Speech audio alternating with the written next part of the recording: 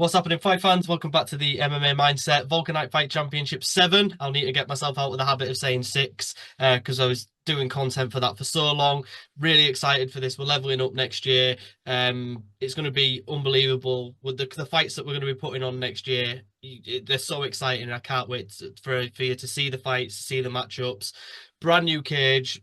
It's going to be the cage that's only used by one other promotion in the UK, and it's the best cage you can get. It's got the walkway around it. It's got the built-in lights. It's pretty much the best cage you can get outside the UFC. I'd even say it's better than Cage Warriors cage as well. So that's really leveling up, and it's going to be a fantastic 2025 for everyone that's involved with the promotion. But without further ado, I am joined back again with Rizwaan Khan. How you doing, my man? I'm not too bad, mate. Thank you very much for having me again. Yeah, no problem. Thank you so much for coming back again, and thank you so much for agreeing to have this fight again and being able to match this fight against Zak again, because it was something that we were really excited for, and obviously just an unfortunate circumstance that made it unable to happen. Were you super keen and super motivated to make sure that this fight was going to happen? Mate, see when everything happened, I just I couldn't believe it. I was absolutely gutted, but obviously Wolkernite had messaged me back a couple of days after saying that they wanted the rematch. Zach was keen to do it, and I was like, I'll do it again. No problem. I was ready to fight him then, so I'm ready to fight him now. No, it's no difference. No difference. It's just a little hurdle I had to hop over. It's all good though. Ready to go. Exactly. And obviously having this extra obviously he's got the extra time to prepare for you and you've got the extra time to prepare for him. Do you think that it's going to make it an all-out better fight because you two are so focused on each other now and will have been for such a long time? Yeah, absolutely. It's going to be an absolute war. I've got a few new tricks up my sleeve that I'm looking forward to show off. So it's a blessing in disguise that it didn't happen the first time because I feel like I've got some new stuff added to my arsenal that I can use in February. So I'm looking forward to showing them off. Yeah. And what sort of, in terms of just general improvements in your standard game have you made, just sharpening things up? Yeah, just sharpening things up. My stand up's a lot sharper. My grappling's a lot crispier. Everything's just coming together nicely. It already was coming together nicely, but I've got that extra little bit of time to just hone everything in that little bit more. You know what I mean? I'm always looking to improve everywhere at all times. So I'm just looking forward to showing my skills Yeah. finally. And you're obviously you're a very motivated fighter, but has this made you even more motivated, obviously having that little setback? Not really. I'm always keen to compete. I'm always looking forward for the next big thing. So nothing's really changed motivation wise, inspiration wise. I'm just the same old me. I just come in, I do my shit, and I bounce. I'm looking forward to getting in there and showcasing what I can really do. Yeah. And did you not maybe think, were you not really maybe thinking taking another fight in preparation for this, or was that not something that really entered your mind? To be honest, I wasn't going to take anything until February, March time anyway. I wasn't going to do anything this last half of the year. I was actually just going to relax. So it's given me a good time to just relax my body. I was training so much. Obviously, this would have been my third fight on the bounce, so it's good to just relax a little bit. Do you know what I mean? I'm not fully in fight camp yet. I've started my actual sparring rounds and stuff, but it's good to just let my body rest a wee bit because I was getting a few wee niggles here and there, just because I was training so much. So it's good to just look after myself a little bit physically. Yeah. And what are sort of like because I know a lot of people they kind of take this time off now is where they get lazy. What's the sort of like the next month looking like for you? Because there's not really a lot of events that go on December, January time. So what are your kind of plans? Are you just like staying sharp and not kind of letting yourself go off the rails a bit? Absolutely. See when you start going off the rails a wee bit, one week turns into 2 weeks, 2 weeks turns into a month, and then so on and so on forth. And it's so much harder to get back into the rhythm. So nothing's changed. If this month is the same as last month, is the same as the previous month. I'm in the gym, I'm training hard, and nothing changes. I'm coming in with the best mindset I've ever had. I feel great. I'm ready to show what I can do February 22nd. Nothing changes. I'm just gonna keep training hard. No days off.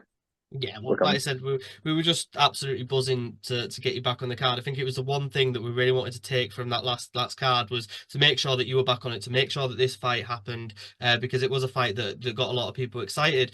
Just speaking about the card in general, though, what was kind of the atmosphere of the people that did compete on the card that came back to the gym because it was relatively good evening for you. Mate, it was honestly I had literal tears in my eyes. See, it wasn't just a wasted journey. I had five teammates compete, and they all got fantastic victories. It was beautiful to watch. Honestly, it was gutting for me. It was gutting for Sean. Obviously, we both didn't get to compete, but shit happens. You know what I mean? But the five people that did get to compete, they put their heart and souls into their training camps, and they got to show what they're capable of. Just a glimpse of what they're capable of. They're capable of so much more as well. So, oh, see when they came back, it was beautiful, man. And they all just came back. They all just came straight back to the gym. They're all back in. They're all working hard. They're all looking forward to the next steps. So great vibes in the gym. Yeah, well, obviously we've got Hamish coming back on the card as well, and he's got his title shot. He must be pretty buzzing about that. Oh, I can't wait. Honestly, it's strap season for the pair of us. We're going to come in and we're going to take both those straight back up the road. Can't wait. Well, that's the thing. Like normally, when you get people from Scotland who come down, they fight in the cards that are in the north of England because it's easier for them to travel.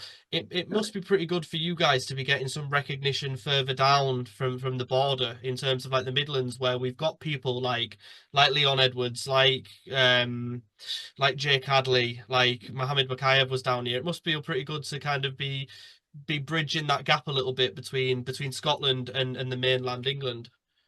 Yeah, it's strange to be honest because obviously I think Manchester's a wee bit further down than Newcastle, and that's the furthest I've ever fought. So going down even further than that, like Grantham was 4.5 hours away. I didn't even know where Grantham was, but I was telling people like, oh, I'm fighting in Grantham. They're like, where's that? I was like, I don't know. I honestly have no idea, but it's good to get my name out there across the whole of the UK. And I'm hoping to just continue building my brand and generally me as an individual build my brand. Obviously, the gym is well known everywhere, so it's exciting. It's exciting times. I'm just super hyped up about everything. I just Yeah. can't wait to just Well, get in there. I love it when, like I said, when you guys come down. I've got a lot of affiliation to the Scottish MMA scene. Like I said, I've pretty much watched and been at live every single one of Georgia's fights from when she debuted. Obviously, I've spent a lot of time with Reese McEwen. I've been and spoke to Chris Bungard a lot, like a hell of a lot, and he's a Yeah, really cool guy and a guy that's given me a great lot guy. of time when he didn't really need to at the end of the day. When I was just starting out, he gave me a lot of his time, and like I said, I'll always appreciate him for that. It's kind of a bit of a. I think people think because it's the Scots there, they were known back in the day as being these barbarian, these wild men. I think people are a bit like standoffish, but when you guys have got such a good ethic and atmosphere up there, and that must feel pretty good to kind of hear that, and that people do recognize that your atmosphere and your personalities up there, people appreciate it. Oh, honestly, the nicest bunch of people you ever met. Do you know what I mean? Like, genuinely, a lot of people are scared to come into MMA gyms and stuff, but I actually encourage people to come into MMA gyms and actually just feel it because everyone's so welcoming. There's never been one person where I'm like, oh, he's a bit of a cunt. Yeah, Everyone's actually, so pardon my language, but it's everyone's actually bang on. Do you know what I mean? Like, everybody's so loving and welcoming, and everyone just wants to help each other. It's brilliant. Like you said, like Chris Bungard, he's been a massive help for me, like from when I started. He used to take the beginners class on a Thursday night when I first started. Like this was like 7 years ago, and he still helps me train to this day. And I wouldn't be the fighter I am without these people. Do you know what I mean? So it's a blessing. It really is. It really is a blessing. Everyone's amazing. Yeah, exactly. And like I said, he's like I said, well, that was kind of the same with me in terms of media. He was because he was fighting main events at Cage Warriors at this point and on his way to potential title shots, and he was never too busy. He was never too being like, "Oh, I don't really know who you are." So yeah, I Great guy. always appreciate you guys. Just obviously talking about the fight. Do you think maybe the approach to the fights maybe changed at all, or is it just going to be exactly the same? You're not really thinking too much about it. I don't think he's going to think too much about it, and it's just going to be a bit of a barn burner. That's exactly it, mate. Honestly, I'm same as before. I'm not focused on anybody but myself. I'm looking at my own weaknesses, my own strengths, and I'm just going to come in there the best version of myself and put on an absolute clinic and take that belt up the road. Yeah. That's exactly what's going to happen. And moving on into obviously 2025, you're getting a nice early start to 2025. Sometimes you don't see people have their first fight till April, May.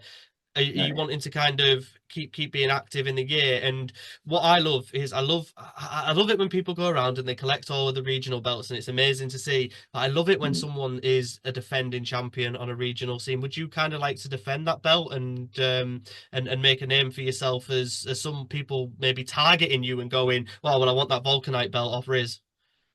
Aye, whatever's next. I mean, I always leave these things up to my coach.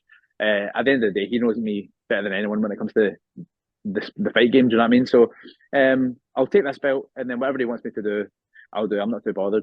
I do want an active year as much as possible. After this fight, it'll be the month of Ramadan. Obviously, I'm a Muslim, so I'll be fasting the month of Ramadan, and I will not be doing that much training during Ramadan because it kills me. Personally, it just kills me. So I'll be keeping as fit as possible. I'll be moving a bit as much as I can, but I won't be doing too much during that month. Yeah, exactly. So when does I'm a bit I'm not sort of ignorant towards it, but I'm not as clued up as I'd like to be. When does Ramadan actually start?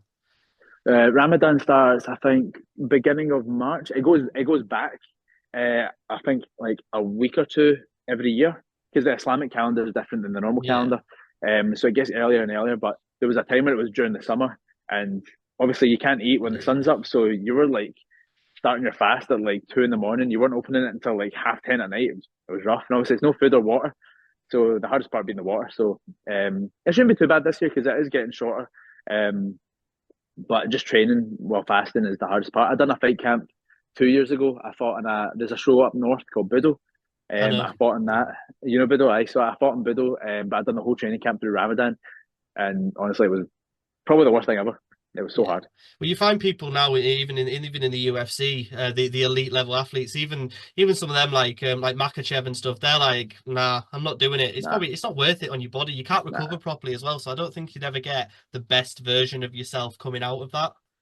Oh, 100%. Like I managed to get that. I managed to get the win there. When I did fight, but I would have been a way better fighter if I had like proper nutrition, proper like sleeping stuff. I was waking up in the middle of the night and having like eggs and toast and that. Do you know what I mean? And sometimes I was just having like I don't know a pizza, Yeah, just but carb loading at 2 o'clock I in was the just morning. cardboard. I was just eating everything, man. I was a fat bastard. But aye, nah, definitely not again. Yeah. Well, Riz, I'm like so excited for you to be back. I really appreciate you coming back down, mate. And like I said, it's a fight that I've hyped up in my mind now, and I'm gonna be hyping it up for the next couple of months as well. So really excited for you to come back down. And obviously, I always appreciate you taking the time to speak to me as well, mate. Thank you very much for having me on again, man. And hopefully this time I'll be speaking to you with that belt on my shoulder, which is Ex exciting. exactly, mate. Hopefully, we get to speak face to face. But yeah, tickets, links in the description. Make sure you get there because I think we're going to be close to selling out this time. It's going to be fantastic. It's unbelievable card. So many improvements on the show. I really want everyone, as many people as possible, to see it. We had a fantastic show last time. Obviously, some bits that are beyond our control, but like I said, it's going to be unbelievable. Make sure you come catch this title fight. It's going to be off the hook. And like I said, Riz, I really appreciate your time and all the best for the rest of your training camp. Thanks so much, man. I appreciate it. You take care Yeah, of yourself. not a problem. Take care, buddy. Thank you, mate. Thank you. Thanks.